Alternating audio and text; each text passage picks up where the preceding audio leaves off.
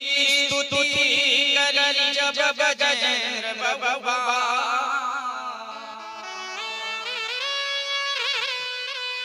तीसरे में गजराज को उस हरि लियो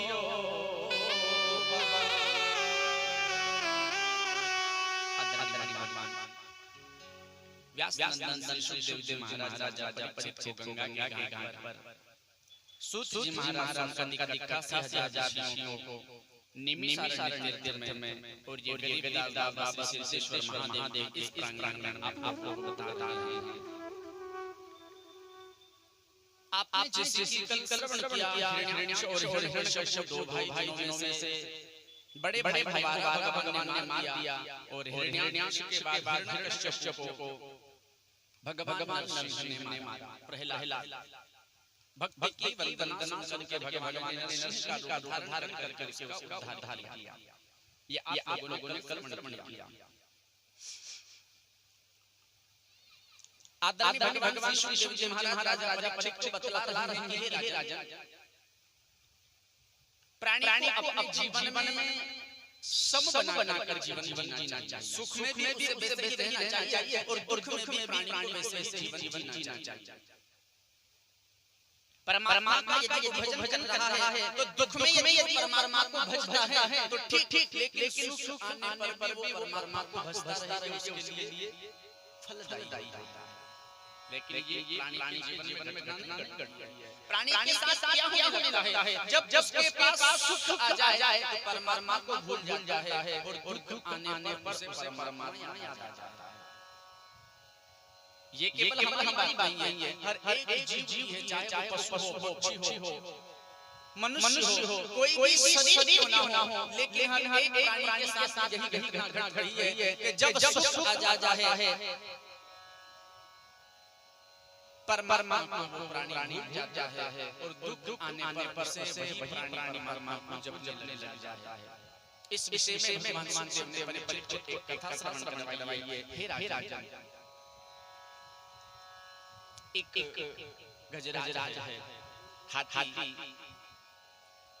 अपने परिवार के साथ जीवन जीता है, आनंद से अपने परिवार के साथ गुजारा कर रहा है। एक दिन हाथी ने विचार किया क्यों ना मैं मेरे परिवार को अपने साथ में लेकर कहीं जंगल घूमने के लिए चलूं।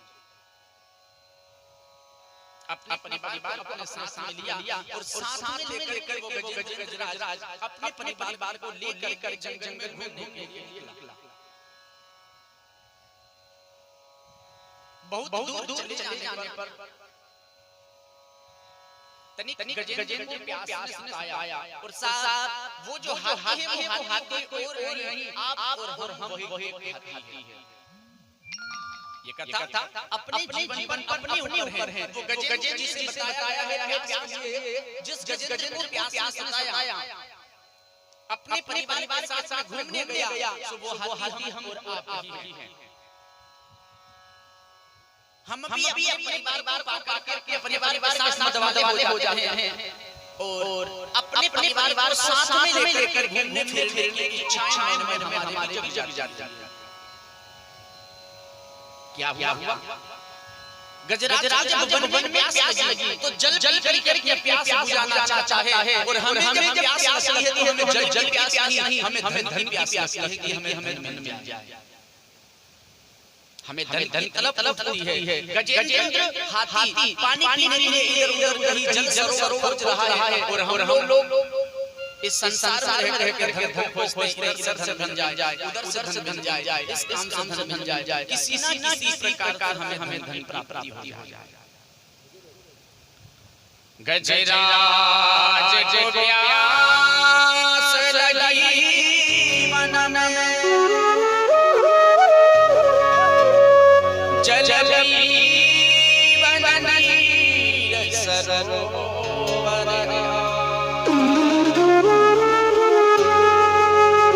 गजराज ने पाँव धरो जल तब ग्राहनिया कर पाँव दबा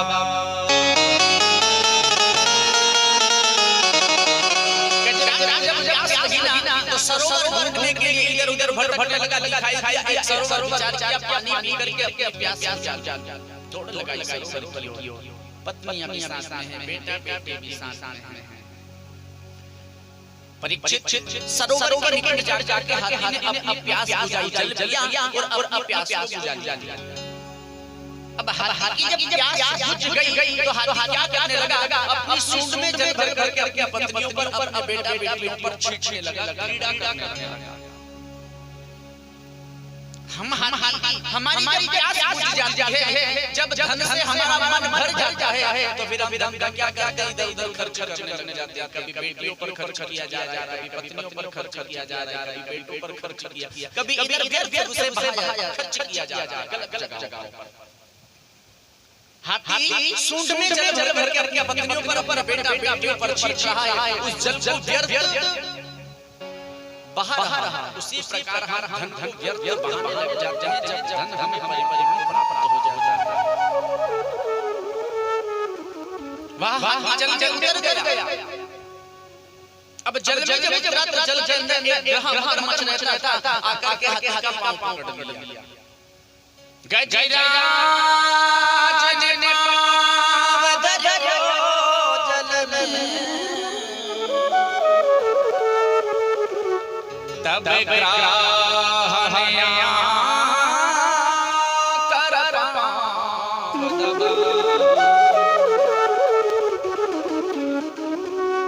हाथी गलत जगह पर पैर रख गया, ग्रह ने आकर पैर पकड़ लिया और हमारा भी गलत जगह आचरण चला गया, हमारा जीवन गलत जगह चला गया तो काल हमें आकर पकड़ लेता है। वो ग्रह और कोई नहीं, काल है जो हमें पकड़ कर बैठा हुआ है। लेकिन उस काल के मुख में हम सुरक्षित जब तक हैं जब तक वो अपना मुंह बंद नहीं करता, हम सुरक्षित हैं।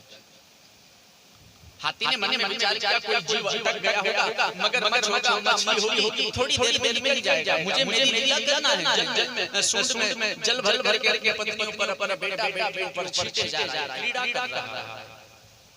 धीरे धीरे वो ग्रह हाथी को नीचे की ओर खींचने लगा। हाथी ने मन में विचार किया मुझे कोई नीचे खींच रहा है, मुझे अब बाहर निकलना चाहिए। तो हाथी ने अपनी ताकत लगाना प्रारंभ किया। गजराज ने टूट कियो पर ग्राह के बल को थाम नहीं पाए। गजराज ने अपनी ताकत जब लगाई, हाथी को बाहर नहीं पाया। अपनी पूरी ताकत उसने लगाई लेकिन बाहर खींच नहीं पाया। विचार मैं मर जाऊंगा, क्या करूं? अपनी पत्नियों से, अपना बेटा बेटियों से कहा मुझे बचाओ। लेकिन ग्रह नीचे खींचे जा रहा है। शिव राम नगरी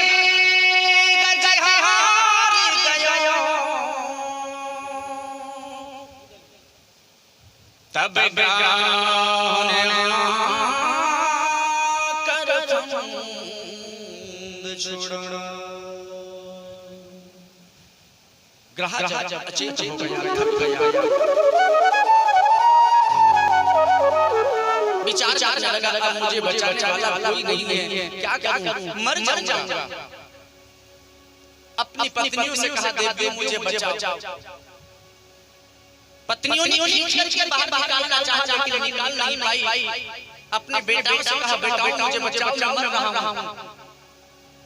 अनेक बार बेटे प्रयास किया खींच कर बाहर निकालने का, लेकिन असफल रहे, खींच नहीं पाए। बेटाओं ने कहा पिताजी आप तो बूढ़े हो गए, मर भी जाओ तो चलेगा, अभी तो हमारा जीवन चल रहा है, हमें तो जीने दीजिए। और जिस तरह से हमारे साथ की पत्नियों ने उसके बेटों ने छोड़ दिया, उसी प्रकार से हमारा साथ हमें अपना कहने वाले हमारे सगे संबंधी, हमारे बेटे नाती पोते हमारा साथ अंत समय पर काट छोड़ देते थे। आराम के साथ क्या थे, जब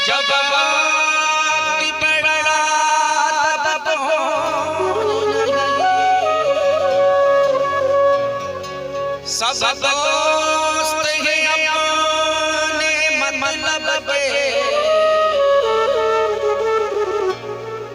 दुनिया में किसी का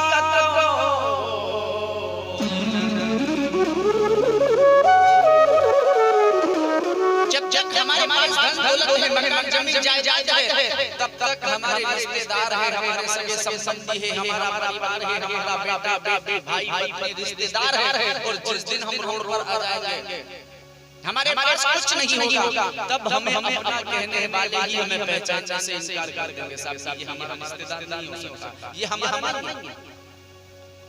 सूर्य नर मुनि जने यारी स्वार्थ त्याग कर सब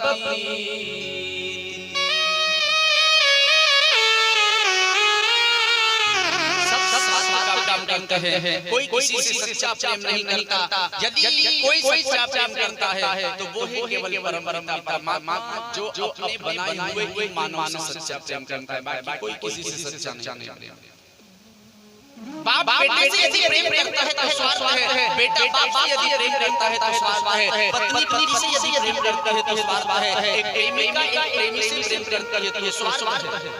हर एक रिश्ते में स्वार्थ है, बिना स्वार्थ के कोई रिश्ता इस संसार में नहीं है। सारे रिश्ते स्वार्थ से भरे हुए हैं।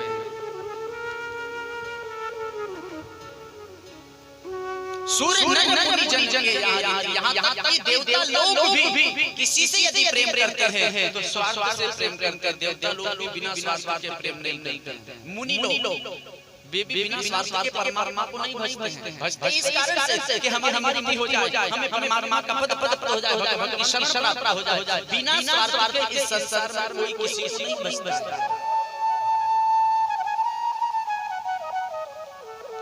गजराज जब अकेला पड़ गया, मन में विचार किया मुझे बचा नहीं पाएगा, क्या करूं?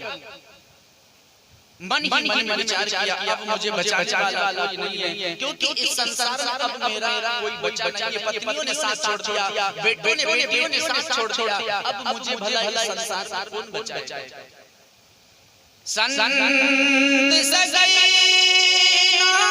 गुरु सगई अंत समय पर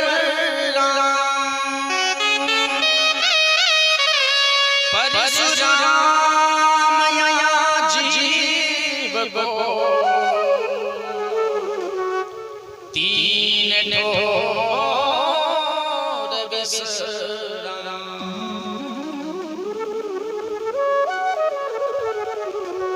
माया सजीना तन सगो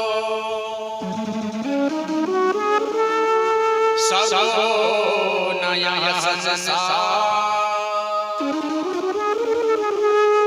परशुराम या जीव को सगो सिर जन।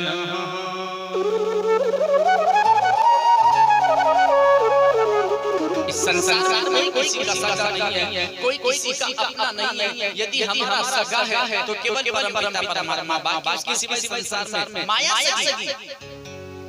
जिस माया के लिए दिन रात मेहनत मजदूरी करते हैं, दिन रात हम पसीना बहा के जिस माया को हम पाते हैं, वो माया हमारी नहीं हो सकती।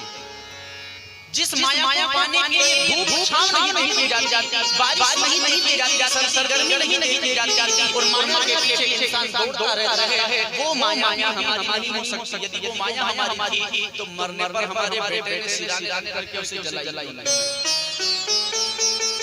माया सजीना तन सगो, और नयन हमारा सगा होता है। पत्नी यदि तन से प्रेम करती तो पति के मर जाने पर रोती क्यों है? मां यदि तन से प्रेम करती तो तन के चले जाने पर एक बार क्या हुआ, एक जगह एक भैया का अंत हो गया, मर गया। संत जी पहुंचे, उसके कुटुंब वाले परिवार उसे देख कर रो रहे।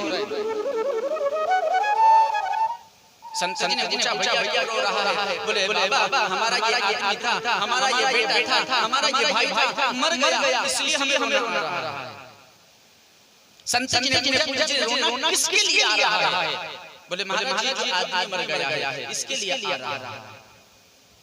तो मैं पूछना चाहता हूं कि तू इस आदमी तन के लिए रो रहा है कि आत्मा के लिए रो रहा है? यदि तन के लिए रोता है तो तन तेरी आंखों के सामने पड़ा है, इसे उठा और उठा करके किसी अलमारी में बिठा करके ताला लगा करके उसमें इसे बंद कर तन कहीं गया नहीं। तन तेरे सामने पड़ा है, रोता क्यों है? और भला आत्मा के लिए यदि तू रोता है तो आत्मा अजर और अमर है, आत्मा मरती नहीं है, फिर मरी नहीं है, फिर रोना किस बात के लिए? आत्मा के लिए यदि रोया जाए तो आत्मा अजर और अमर है, आत्मा मरती नहीं है। और शरीर के लिए यदि रोया जाए तो शरीर तो हमारी आंखों के सामने पड़ा हुआ है, फिर उसे उठा करके गले लगा लो और फिर रोना किस बात का? लेकिन साफ परमात्मा की लीला, उस परमात्मा की माया ऐसी है कि ऐसे मोह पास में इंसानों को जकड़ देता है कि अपने से बिछुड़ने का दर्द उसे एहसास होता है। एक मिलत दारुण दुख दे, बिछुड़ गए प्राण दे। एक ऐसा व्यक्ति होता है जिससे मिलने पर दुख होता है, और एक ऐसा व्यक्ति होता है जो मर जाए चला जाए तो उसको बिछुड़ने पर प्राण निकलने जैसी पीड़ा इंसान को भोगनी पड़ती है।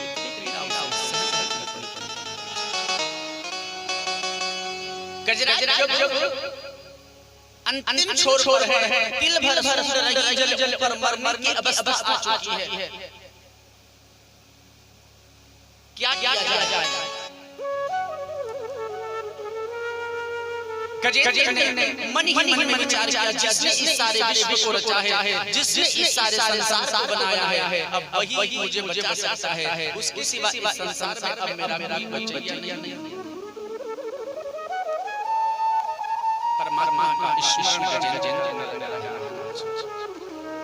माया से तन सब नया संसार भी हमारा नहीं है। परशुराम या जीव को तीन ठोर विश्राम, इस शरीर को इस आत्मा को यदि विश्राम मिलता है तो केवल तीन जगह विश्राम मिलता है, या मां की गोद में, या भगवान की शरण में, या संसार किसी कोने में। तीन जगह प्राणी को आसान प्राप्त होती है। यदि तीन जगह भी प्राणी को आसान प्राप्त नहीं हुई तो संसार के किसी ही कोने में मानव शांति नहीं मिल सकती।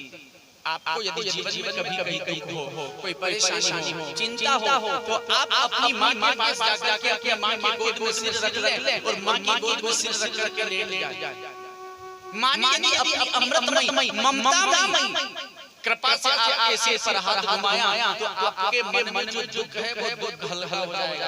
मां की गोद में जाकर प्राणी का दुख हल्का हो जाता है, प्राणी को शांति मिली है मां की गोद में, या फिर भगवान की शरण में दुखी हैं, दुख हैं तो भोलेनाथ शरण में, अपने इष्ट की शरण में, अपने आराध्य की शरण में जाएं और परमात्मा की शरण यदि हम गए तो मन हल्का हो जाता है, मन में जो दुख है वो तनिक कम हो जाता है।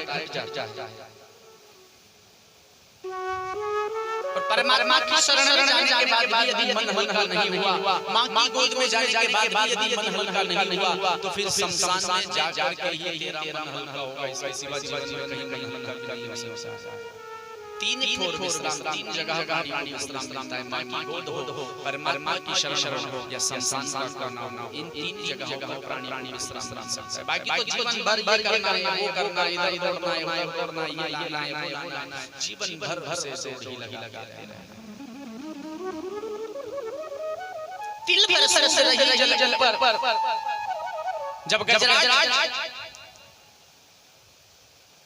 परास्त हो चुका है, मन ही मन विचार कर रहा है, अब मुझे कौन बचाएगा, किसका मैं स्मरण करूं, मन ही मन में हरि हरि याद किया है, नारायण याद किया है, परमात्मा से बिन गजराज का लगा है। हे प्रभु अब जीवन में मुझे कोई बचाने वाला नहीं है, अब आप ही मेरी रक्षा कीजिए। निवेदन परमात्मा की श्री चरणों में गजेंद्र करता है, हे महाराज तेरा दिल में बसाए हुए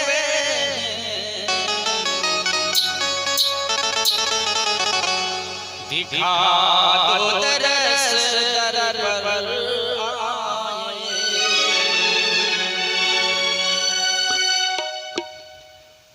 तेरी याद दिल में बसाए हुए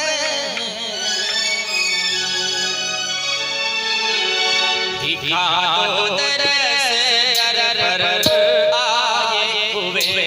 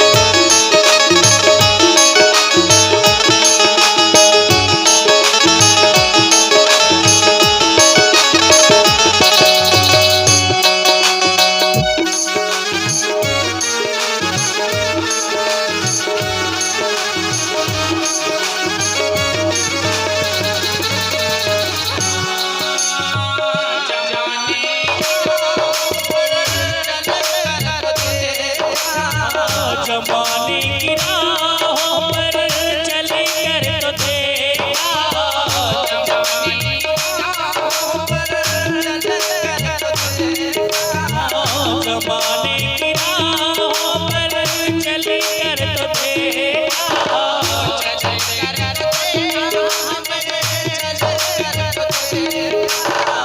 चल कर तो देखा, चल कर तो देखा। अपनों ने गाने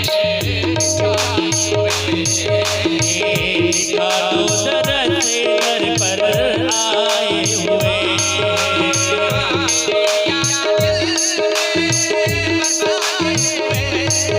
तेरी याद दिल में बसाए हुए दिखा दो दरस दर पर आए हुए। दिखा दो दरस दर पर आए हुए। दिखा दो दरस दर पर आए हुए।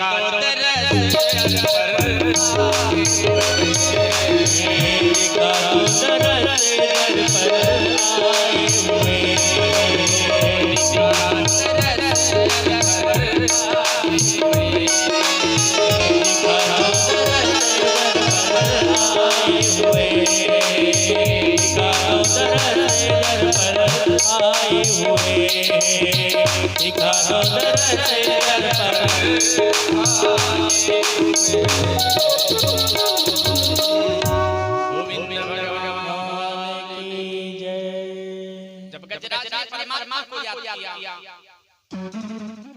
भगवान ने बेटू को छोड़ के गजेंद्र को बचाने के लिए जब चले तो माता लक्ष्मी ने हाथ पकड़ लिया, हाथ पकड़ कमला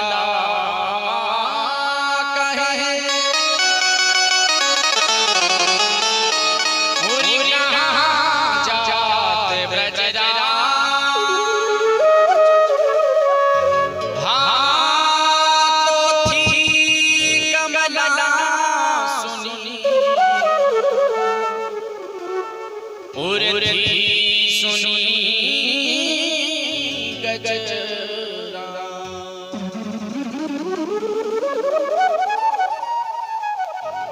हाथी ने जब परमात्मा को याद किया है, हे परीक्षित, भगवान ने बेटू का त्याग करके गजेंद्र की ओर आगे बढ़े हैं और हाथी का नाम लेने में जितना समय लगता है, इतने से समय में भगवान बेटू को छोड़ के हाथी को बचाने के लिए आ गए, सुदर्शन चक्र छोड़ दिया, ग्रह का उद्धार किया और गजेंद्र को बंधन से मुक्त कर दिया, गजेंद्र को बंधन से मुक्त कर बार बाहर निकाल दिया भगवान ने।